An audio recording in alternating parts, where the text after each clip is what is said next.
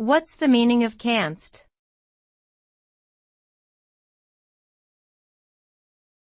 Canst.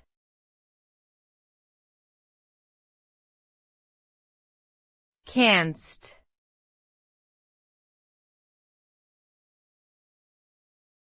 Canst.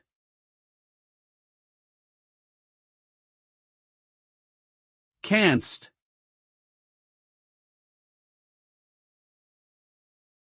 Canst is an archaic second-person singular form of the verb can, which means to be able to. It is usually associated with early modern English, and is rarely used in contemporary English. While it is still used in some literary works that aim to give a historical or poetic flair, it is not commonly used in everyday communication because it has been replaced by more modern forms such as can and could. Overall, canst is an outdated form of the verb can that is not widely used in contemporary English.